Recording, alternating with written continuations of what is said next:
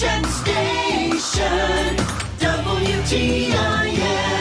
Good morning. You're listening to WTIM, your information station, and our morning show. It's brought to you by People's Bank and Trust, where they put people first, and Landmark of Taylorville. I'm your host, Grayson Bauman. Joining me in this segment, I've got Chris Clark, Superintendent of South Fork Schools. Chris, good morning to you, sir. How are you? Good morning, Grayson. Glad to be back. It's been a little while since I talked to you face to face, but yeah, excited to be back and enjoying a morning with you, buddy. Hey, well, thank you, and I'm glad to have you here in studio. And Chris is a very easy guest to interview, so this one is going to be just as easy as it normally is. But we wanted to start today with kind of the snow day conversation, the e-learning conversation, because, well, we had just that the last few days, and now we're getting back to our normalcy. But I'm wondering, how do you determine a snow day? How do you make sure e-learning goes off without a hitch? How does that go from the superintendent position?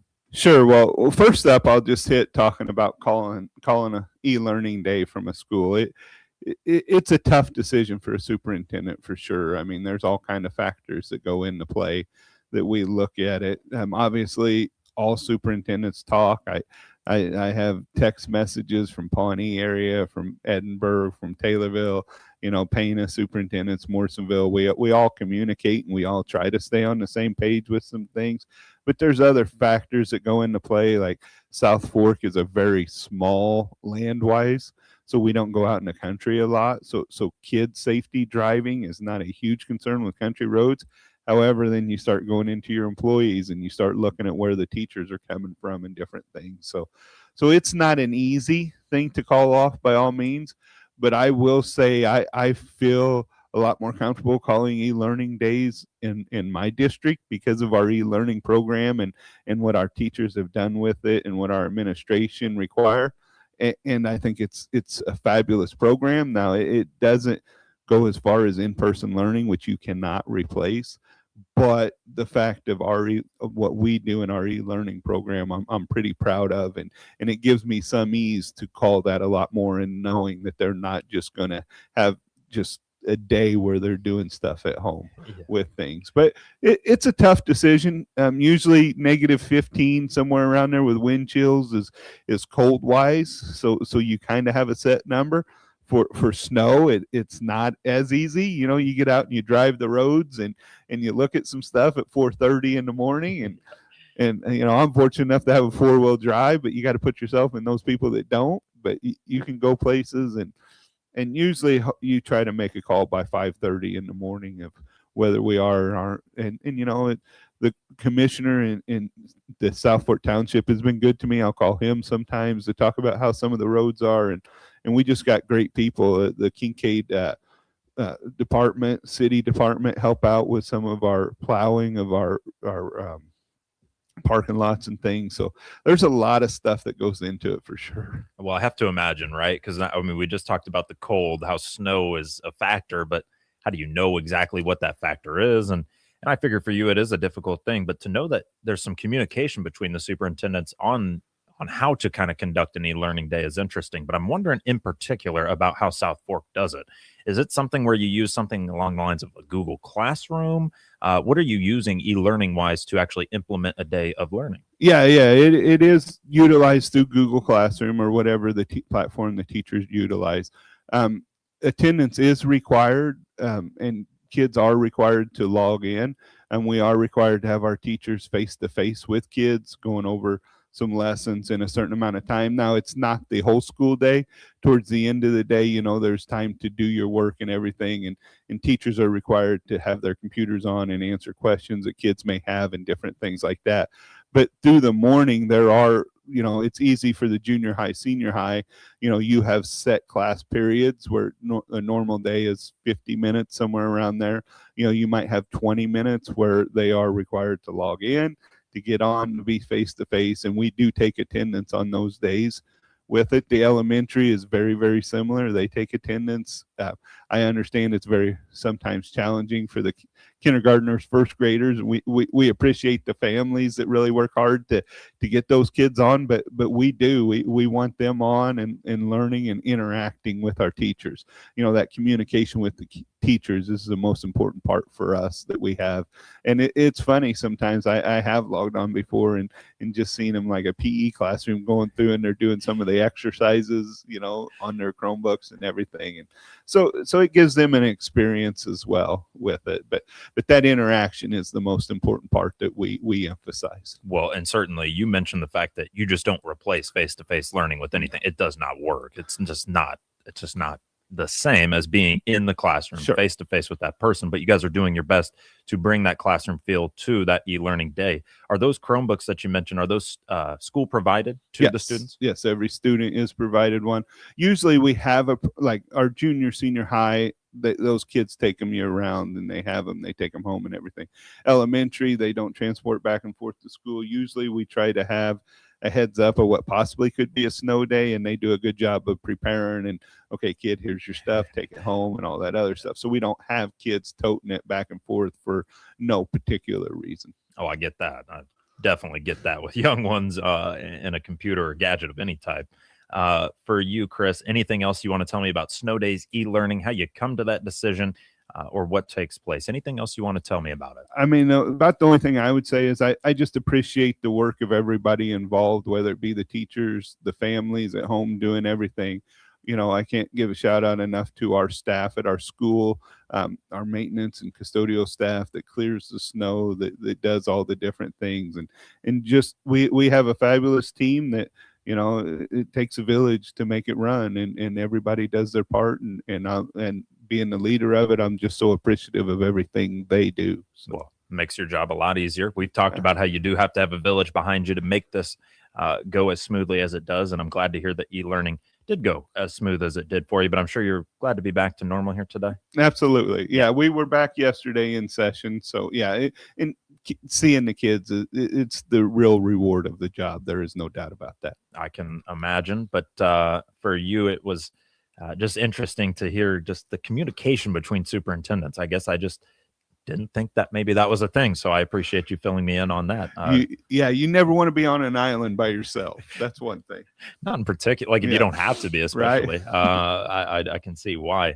Well, Chris, I got the pleasure of actually going to Kincaid and being at South Fork High School just about a week, maybe a week and a half ago back for Central A&M Raider girls basketball, where they were taking on the South Fork Ponies. And it was senior night for you guys at Kincaid, or in Kincaid. And I'm just wondering what you can tell me about that gym, because I was awfully impressed, really, especially with the stands on the other side. I was on the stage, but I was really impressed with the quality of the stands. The gym looked really nice. Tell me about the gym. Yeah, we've that's been a transformation over the years, probably about 10 years span now. Started with Mr. Graham when he was the interim superintendent. We kind of did some upgrades to it, but I think it was a year and a half ago, we actually sanded down the whole floor, repainted everything, cleaned up everything. We had a committee that come together and decided how they wanted to do banners up in the gym, so it wasn't a hodgepodge of different things going on. So there was some organization to that. And then our custodial maintenance staff does a great job of the upkeep with it. But yeah, it's a small town pride right there with some of the stuff. And that gym has come a long way. The HVAC system in it works wonders. Very, very cold days. The locker room was probably a little cold, but the gym was kept up with the different things. And it also has the ability to air condition it as well. So when we get into summer time, we got that ability. But yeah, it's a point of pride right now within the district. And we've taken some time with it and really brought it up to par. And I think it's something to be proud of. Well, you mentioned the fresh coat of paint on the floor, but it looked like everything had a fresh coat of paint almost in that gym. I was rather impressed, really, with we appreciate that. That's good when we can do that to the public and have that. That's like I said, a point of emphasis where a lot of people see. So they see the pride we take in that. Hopefully they understand that's the pride we take out in the whole district, day to day, every hour with kids. Well, it was really cool too. It's not often that I get to be on a stage, in terms of, and I did feel like I was broadcasting to the whole gymnasium at times, but thankfully I was allowed a spot. And hopefully wasn't yelling too much No. within the gym and anybody could hear me. But it was senior night that night, and it was interesting. I've seen some of the kids that were on that team, some of the seniors in particular, through different avenues, being here on the show even, and Caitlin Foster and Autumn Hobbs and Angelina Ippolito. But it was senior night for that group, and you told me it's a special group of seniors. What can you tell me about them? I mean, as far as basketball, you see it on the court. When they were in junior high, I think they won a regional. They played in a sectional, lost to eventual state champions in a very close game. Just athletically, they've been a very competitive group with it, but that's just a very small portion of what they are. They are fabulous, fabulous kids and leaders of our school. That senior group, that we had a lot that you saw with football transpire, and some of them grow into leaders. But I will say those girls that you met really set the bar for people within our school that we want, and that's the representation we want of people. We talk about those. You mentioned the kids that were in the CEO program, but along with Olivia Mulvaney is one of them as well. But just great quality kids that their character far exceeds their athletic ability, anything. And that's what you can sit back and be like, wow, hopefully every kid that comes through, when you have leaders like that drive kids into better situations, and this is how we want, and those are kids that are going to be successful in life and make real difference in world change for sure. Well, and let's talk about the athletic side of it, because Angelina was very humble, we'll call it, and was kind of like, oh, I'm good at basketball, but I'm not great. Don't worry about me. I go and I see she's got 2 banners, one of which she's the leading scorer, and then the other, she broke the 1,000-point mark. Talk to me about just having right now the leading scorer for the South Fork basketball program even. I mean, that's an impressive feat. It absolutely is. And she would probably be the first one to tell you that she wouldn't be the leading scorer if it wasn't for the 5 girls or 4 girls that were on the court with her too. And you say her humbleism that you talk about, that she never even bragged or said that speaks to her character. And again, her character far exceeds her athletic ability. She is a super, super, super kid that's in the CEO program, probably leads through that with organizations and different things. And I know I have written a couple letters of recommendation for her, and those are so easy to write because she brings me the things that she has done, and it's like amazing, and all the different things, and you kind of feel bad about yourself that wow, this senior girl is finding all this time to do stuff with things, but yeah, I mean, and it's each and every one of them. She is the leader and probably has the best athleticism of them all, and definitely leading with the scoring, but again, every one of those kids is awesome and just like that, and maybe it's her as the leader, they follow along with that and do what it is. But yeah, that her character shines through that whole team, and definitely through the head coach, and definitely through our leadership at the school as well. Yeah, it was just interesting to see those 2 things and go, wow, that's a level of humility that not everybody has. But just the well-rounded portion of it, because you're looking to make students as whole as possible and send them out into the workforce or into the 4-year university or whatever the case might be for them, as well-rounded as they can be. And I think that was an excellent display of what South Fork High School is doing for their students. Well, Chris, we've already taken care of almost 14 minutes. Let's take ourselves a break. You're listening to WTIM, your information station, and we're joined by Chris Clark, South Fork School District Superintendent, here on the WTIM Morning Show.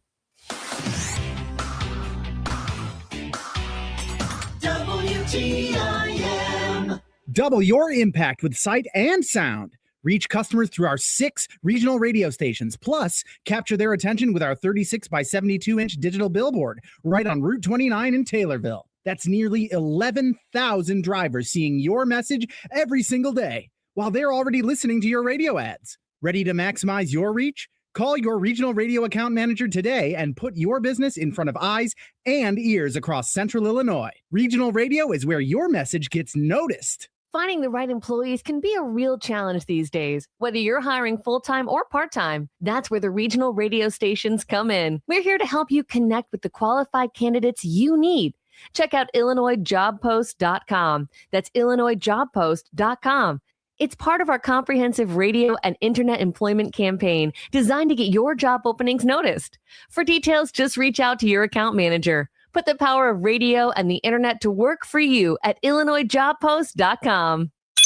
There's only one Central Illinois radio station that brings you the memories of the 60s and early 70s as you are cruising down the streets of your hometown. The dial position is 98.3 FM. The station is 98.3 WSVZ. From Macon to Vandalia and I-55 to I-57, cruising 98.3 plays the hits from early Elvis in the 60s to the British invasion of the Beatles, Herman's Hermits, and many more from the 1960s. Then we swing into the early half of the 1970s with artists like the Guess Who, the Doobie Brothers, and Elton John. Every song brings back something you remember about growing up. Set a button and crank up the station, playing good time rock and roll from the Tower of Power, cruising 98.3 WSVZ.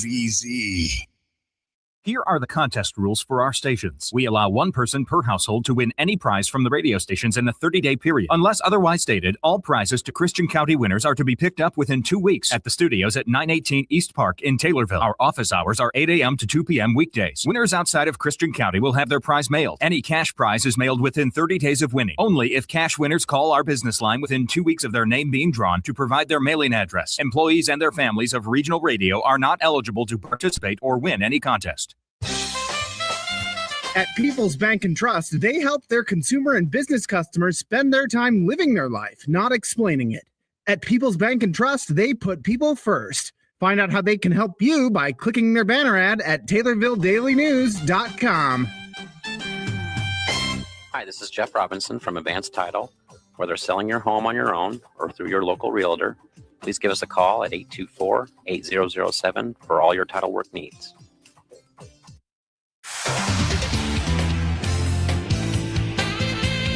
WTIM. You're listening to WTIM, your information station. And our morning show, it's brought to you by People's Bank and Trust, where they put people first, and Landmark of Taylorville. I'm your host, Grayson Bauman. Joining us, I've got Chris Clark, South Fork School District Superintendent. And we talked a little bit about snow days and e-learning days and how those come about, gym upgrades, and athletics. We want to talk about the second semester now, and how is the second semester going? It's kicked off really, really well. We come into it doing some different things, building on our math curriculum. They're hard into it. I know AI is becoming a big part of things that teachers are looking at and doing wonders with it. But one thing I would highlight that's a pretty cool get from first semester, and I'm excited to see going in the second semester, was the junior senior highs, what they are doing on our half days, our SIP days, where kids get out at 12:15. They've kind of designated those days as their STEM days, and I mean, kids are doing, I'd almost say it back in my time, it was kind of like the Olympiad when you went and done different things and cool stuff. One of the first ones, they did self-portraits of them, and we got them up in the hallways and everything, and it's pretty cool to see.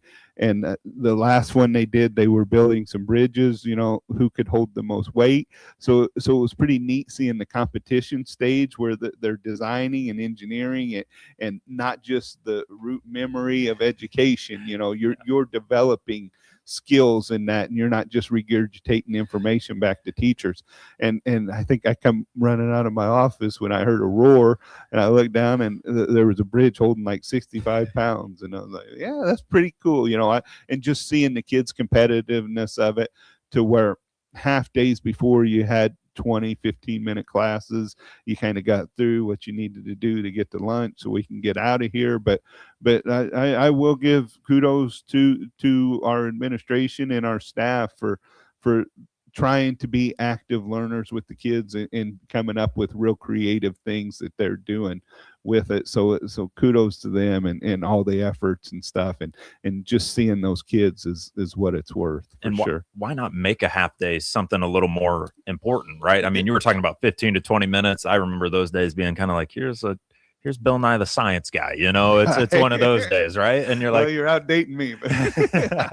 but you know, it was just one of those days where you're like, yeah, nobody's going to do a whole lot. And I think this is a way cooler way to utilize a half. Yeah, they are. And like I said, it just seeing the kids and what they're doing with it. And I'm excited. I think one day was an egg drop day. So they had eggs in there and crashing them down when it was a little nicer off the football stadium. But just the ideas that they're coming up with are keeping kids interested and making learning fun. Hey. And that's what it's about. Sure thing. For you, Chris, I just want to say thank you for joining me as always. I appreciate the time with you, buddy. Hey, thank you. Chris Clark, South Fork School District Superintendent, joining us here on the WTIM Morning Show.